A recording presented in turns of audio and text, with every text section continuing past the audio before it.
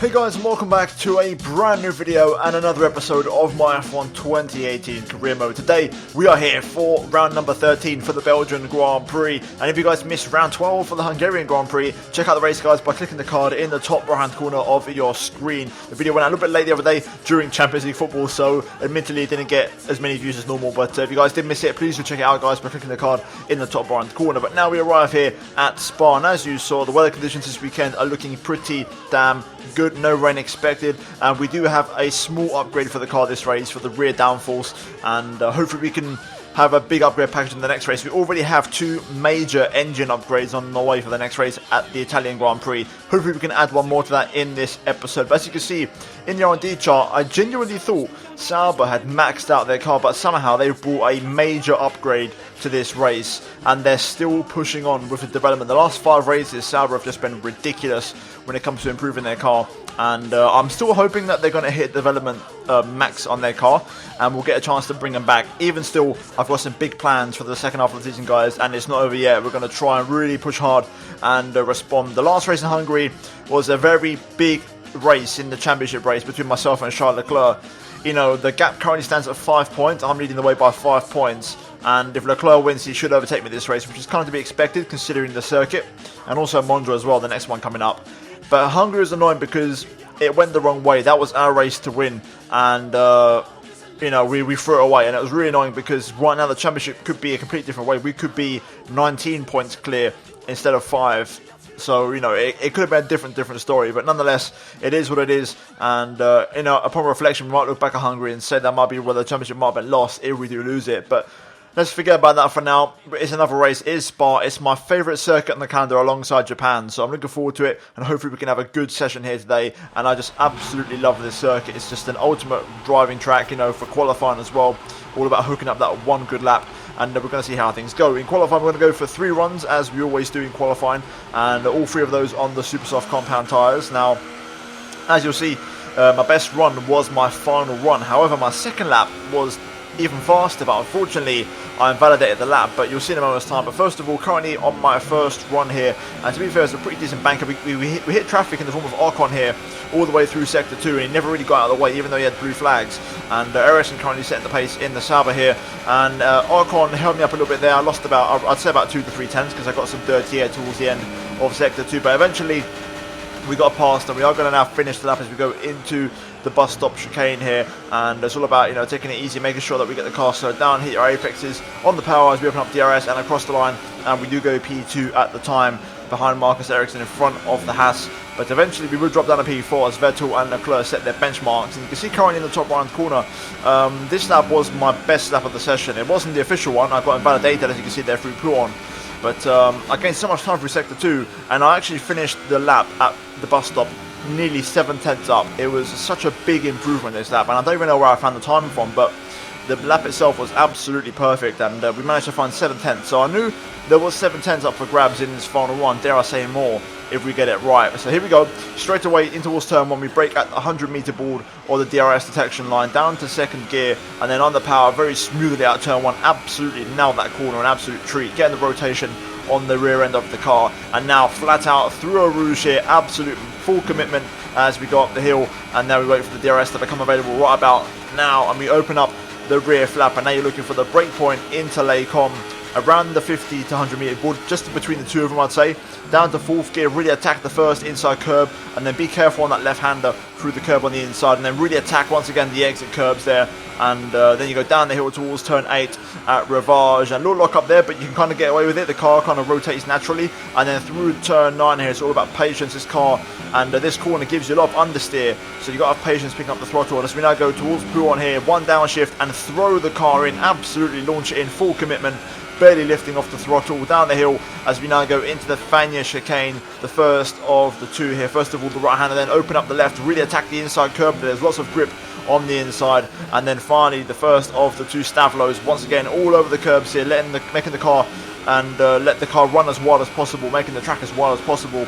And it's still been a good sector as we go purple for sector 2. We're only a fraction down as we now go into the final sector here, and here we go flat out through Blanchimont, and now into the bus stop, braking just before the 50-meter board here, and you want to get it also down to second gear. Have patience on the rotation through the left, and then get on the power as soon as possible, open up DRS, and that is going to be a lap of the Belgian Grand Prix circuit. We fall just short of pole position there from Marcus Ericsson. Leclerc currently P3, Sebastian Vettel P4, and that was a very good lap. However, Charles Leclerc crosses the line right about now, and he sets an absolutely ridiculous lap time of a 0.6 and nearly a second faster than us. Ridiculous pace from Charles Leclerc in the Sauber. At the end of qualifying though, we do get P3. I reckon second place was possible on a perfect lap. But the margins were so fine, and I think, you know, I can be happy with P3 because the lap itself was near perfect. So no complaints on my end. We start from third. Hopefully we can try and cause some trouble tomorrow for the Saubers. Have a good start. It's a very long run, you know, all the way up Eau Rouge and the Kemmel Straight. So there's possibilities there to make things happen in terms of overtakes. Sebastian Vettel P4 as well. Good stuff from him. And we're going to try our best to put the pressure on the Saubers. With that being said though, qualifying is in the books, and it's now time for the race for the Belgian Grand Prix. Let's jump into it. In the 48 races held at Spa between 1950 and 2015, the race winner has only started from pole position on 16 occasions. Qualifying yesterday may have set the order for today, but expect the unexpected here at the Belgian Grand Prix.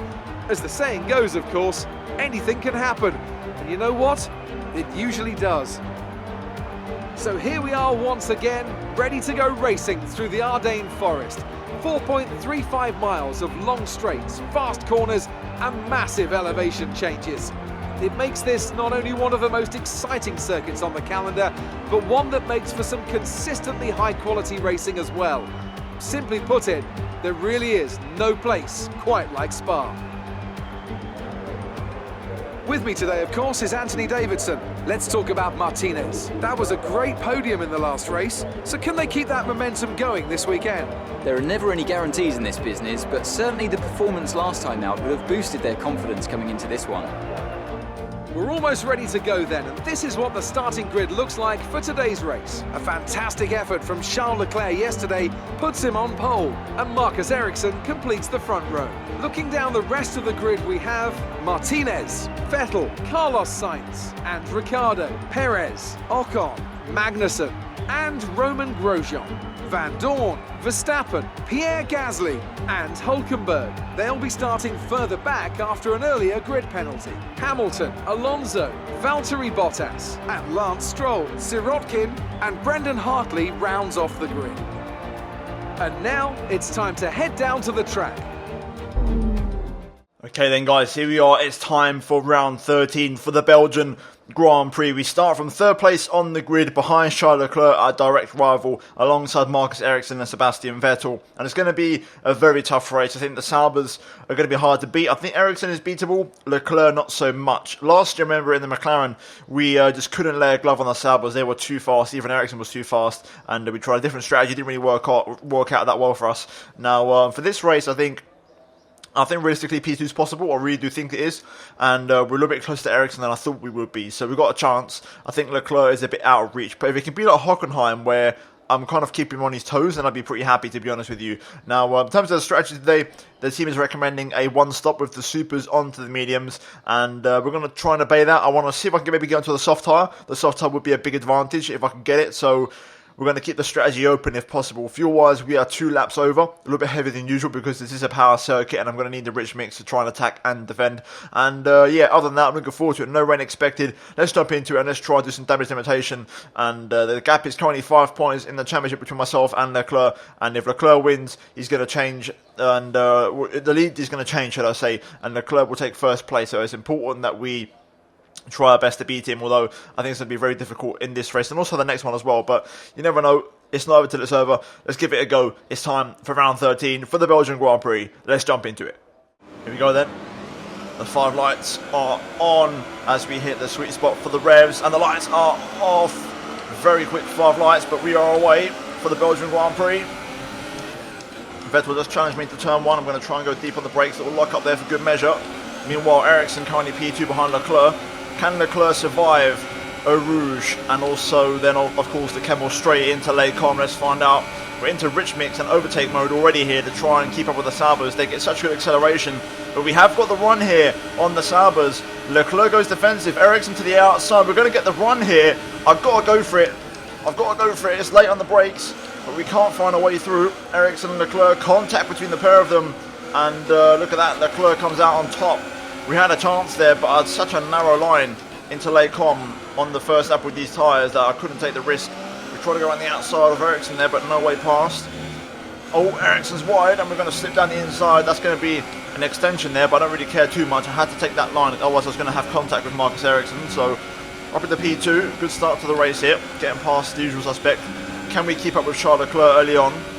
I'm going to run the rich mix very early here, and I'm going to see if I can run the pace and try and keep up with them on a guest driver, Charles Leclerc, if possible here. But a very good opening lap, absolute chaos and action everywhere. But let's try and keep up with this Sauber and give him a bit of a run for his money if possible, although I think it's going to be absolutely impossible around this circuit. Okay, we've got good pace here, but we're pulling away from Ericsson quite nicely. Although I'm not really catching up to Leclerc, I'm trying to hold on here, but Leclerc just was a little bit too quick early on here. I'm trying my best though. Leclerc sets the pace, 40.0. We're 6/10 off that, unfortunately. Not much I can do. I'm at full maxed out pace here. DRS now enabled. Leclerc is over a second ahead. Good news is I'm over a second ahead of Ericsson. Ericsson now is going to get sucked into a battle with my teammate Sebastian Vettel. So hopefully Seb can pull the pin and try and make something happen there and try and push Ericsson back a little bit. At the minute, Leclerc isn't flying away. We're keeping him within range. He's not walking away with it. Meanwhile, Sebastian Vettel was giving Ericsson a hard time as he's now in front of him. The gap has kind of stayed at 2 seconds now for the last couple of laps with Leclerc, and this is our scheduled pit stop lap, I believe, for mediums, or maybe next lap. Either way, I want to try and go for those softs. I'll check the tyres in a minute, see how they're getting on, but for now, we're giving Leclerc as best of a run for his money as we possibly can here with this car. Okay, I've got to make a decision now whether I stay out or pit in. Looking at the midfield pack, a pit stop's looking likely, just because there's not that much midfield traffic to feed out in. Let's see what Leclerc does. Because if he comes in, I'm probably going to come in with him, to be honest. And there we go, we're going to come in. Leclerc's in, so we're going to do the exact same thing. Not the best pit entry, hitting the wall there, but we'll get away with it. Right then, so here we go, we commit to this original strategy. Onto the jack. 2.4, there we go, no hold-ups, which is good. Nice smooth pit stop. Leclerc should have a smooth stop as well. And there we go, we're both on to the mediums. Here comes a pack of midfield cars, we should come out in front of them, hopefully. Up to speed then, they're going through turn 1. If we just speed up properly, there we go. Now I should see us clear, so... right then, not too bad. Let's get up to speed now. And I'd say at this point, bring this one home, to be honest. I can't really see us challenging Leclerc. He's a little bit faster than me. Not much, but enough that I just, even on the limit, I can't keep up with him. So let's try and secure the second place. Oh, maybe not. Oh my god, Leclerc, what? Contact? There must have been some contact with Sainz. Leclerc's dropping through the field. This is the opportunity then. Leclerc is struggling and he's dropped all the way to the back of the field. Has he got a puncture? It seems like he's got going again, so he's got going again, but he's at the back of this train now in the midfield. So we are now the net race leader here today in this race. Where's that come from? Okay then, so this is an opportunity and a half. We need to take this. I'll try and get a replay up on screen, so I don't know what happened, but wow, we got an opportunity here today to try and make something happen.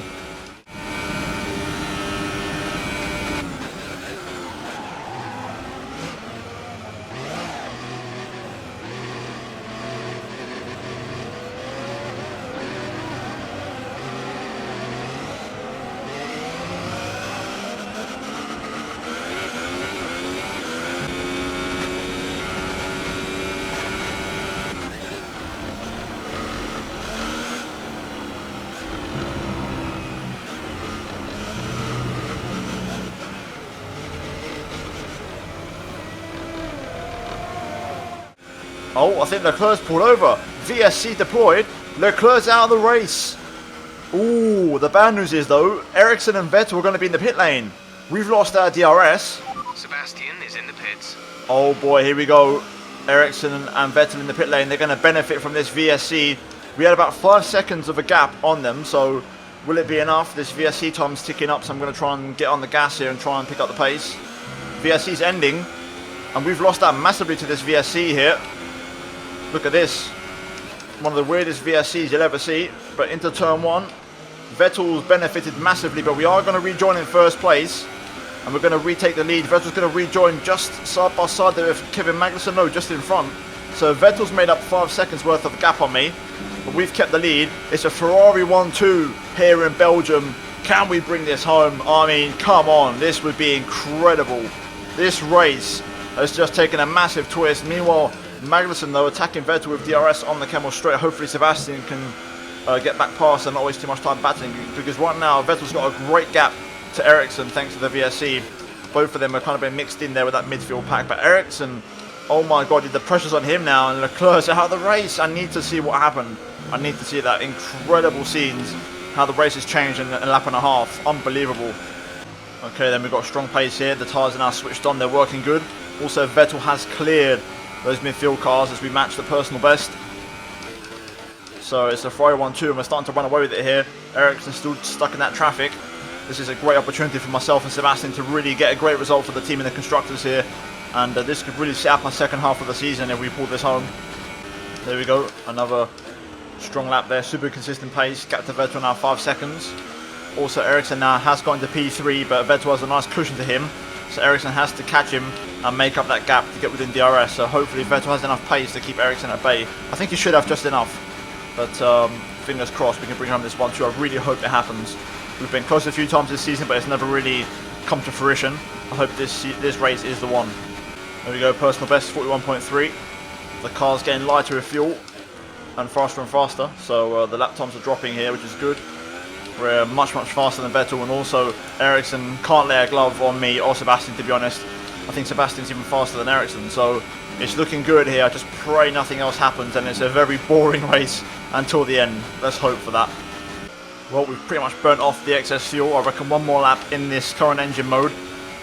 Same applies to the ERS. I think I'm going to probably do one more lap pushing, and then we're going to call it a day, to be honest, because the tyres are not getting any newer, and also the gap we have to Vettel and Ericsson now is pretty comfortable. We've done the job.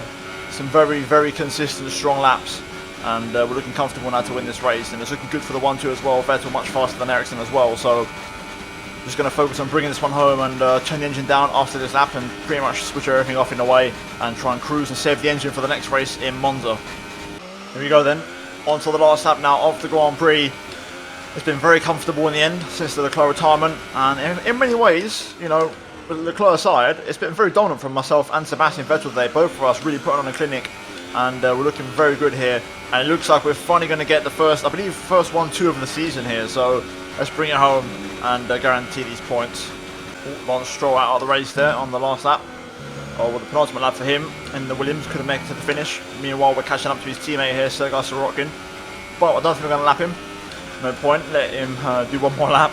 There's Lance Stroll on the right hand side, he's out of the race, but wow, what a performance today. Really happy. I'm proud of the team because we bounced back in a big way, and we should have won at Hungary. It was our race to win and we threw it away, but today we got blessed and got a little bit lucky, and we're going to bring home the win. Grazie ragazzi, forza Ferrari, numero 1 is back. Whew. Grande macchina, grande gara, fantastica, absolutamente fantastica. Great effort there from Ferrari to take the victory today. And I have to wonder, Anthony Davidson, just what set them apart from the competition here. Well, I think the track conditions just really suited their car today. Wind, track temperature, you name it. These cars come alive when the tyres are just at the right temperature. So the more easily you can keep them there, the better your race tends to go. And that's exactly what happened. Their car just looks so comfortable out there. So here they come now, out onto the podium. Wherever you go, anywhere in the world, the prancing horse flags are dominant in the grandstands, and they're out in force again today. It's Ferrari on the top step once more.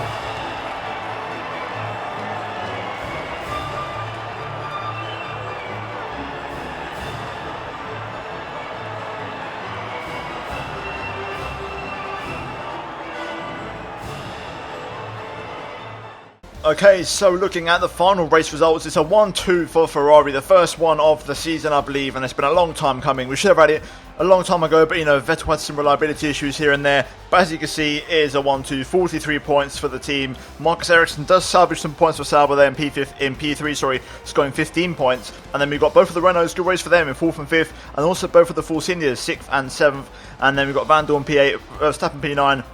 And then Grosjean running at the points. And then in terms of those who missed out on the points, we've got Ricciardo, Gasly, Magnussen, Bottas, Hamilton, Hartley, Sirotkin, with Alonso actually retiring on the last lap somehow. Didn't see that one. And he actually retired after Lance Stroll. And of course, Charles Leclerc with the big retirement of the day. In terms of the championship though, what that means after that race is that we extend our lead to Leclerc by over so many points now. Literally a 30-point gap. It went from 5 to 30. So we've got a much more breathing room now going into Monza. Ericsson currently P3. Sebastian Vettel jumps up to P4 with that second place finish. And very, very good stuff there for the pair of us. In terms of the constructors though, we cut the deficit to Sauber down to 30 points. So things are looking good for us. But I'm looking forward to the next race. We've got a huge double major engine upgrade in the next race, guys. And we're not done there. We're going to add to that right now. So let's jump into the laptop and put some more upgrades onto this car. It doesn't get much better than a win at this track, does it?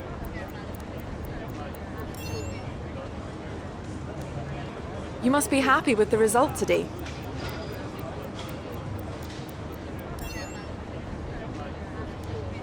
Well, looks like your luck has changed. Things went a lot better than last weekend, didn't they?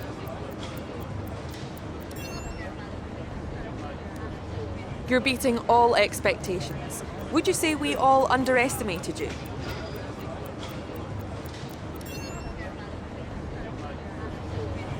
Appreciate your time.